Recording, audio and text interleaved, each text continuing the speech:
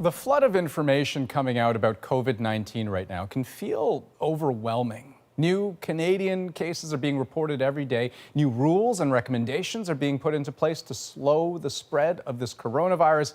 And you, like us, have a lot of questions. So we're dedicating part of our program every night to answering them with a team of doctors.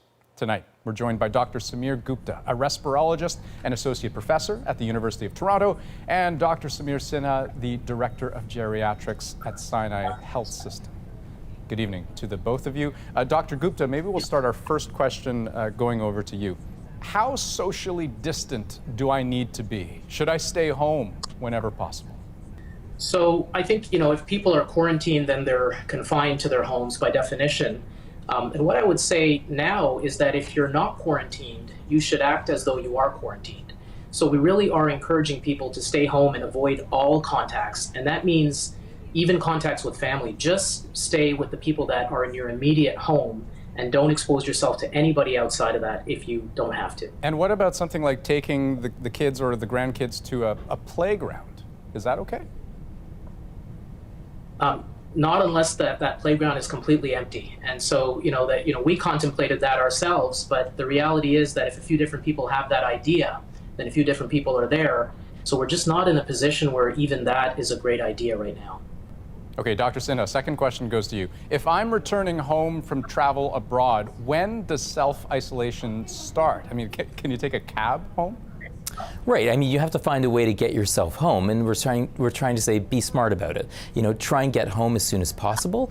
Don't go visit your friends, go out dancing, go grocery shopping. Get home as soon as possible. Try and do it in the way that minimizes the most contact. That might have to be a cab, and just make sure that other people could potentially do things like get your groceries. But remember, self-isolation, 14 days. And Andrew, I'll add to that you may be returning from a foreign destination. You may feel like you're fine, but in the last few days in particular, we've now seen studies suggesting that many people will be able to transmit this pre-symptomatically, which means before they develop symptoms, and in some cases asymptomatically. So you may be able to spread this without even being sick. And so it's absolutely essential that you go straight home and don't make any stops and then start your self-isolation. Okay, Dr. Gupta, this question goes to you. This is one we get an awful lot. What are the symptoms I should be watching for? So unfortunately, the symptoms of this are really the same symptoms as you get with the common cold. So people will get sore throat, they might get a runny nose, fevers, body aches, they can get a cough. The sort of red flag, which indicates that it's gone onto the lungs and it's now become more serious, is if you get short of breath. And if you have any of those symptoms, are you supposed to just assume that you have COVID-19 and sort of go into self-isolation?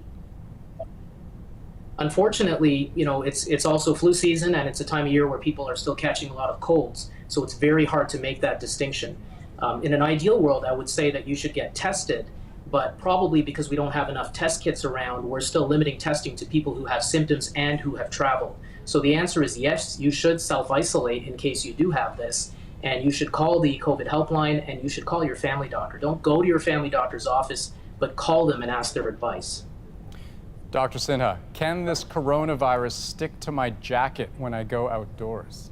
Well, if you're not socially distancing yourself and your friend sneezes, for example, that's why we talk about 2 meters, that's 6 feet apart, because again, things can stick to surfaces. Hard surfaces are what the coronavirus likes more, and remember, hours to days is how long it can last, so it could technically last on your jacket, especially if you haven't spent enough time apart. And are you supposed to then, disinfect your jacket every time you come home? Well, again, within reason. But again, this is where we want to up our cleaning and making sure that if we do think that someone sneezed on our jacket or whatever, put it in the wash. Okay, Dr. Gupta, I think we have one more question here, and it is, when will things get back to normal? I wish I had the answer to that. All I can say is I don't think it's going to be days or weeks. I think it's going to be months, and I think whenever that normal comes, it'll be a new normal. I think we'll all probably be bearing some scars of this, and only time will tell. Dr. Sinha, I hear that a lot, new normal. What's your take on this? I absolutely agree. Right now, none of us have a crystal ball. We're just really hoping that if all Canadians can pitch in together, what your neighbors do and what you do, it counts, and we all have to stick in this together. Dr. Sinha, Dr. Gupta, thanks for joining us tonight. Thank you. Thank you. Now, as we mentioned, we will be asking your COVID-19 questions every night going forward, so send us any that you have. You can message us directly on Instagram at CBC The National, or send us an email at thenational@cbc.ca.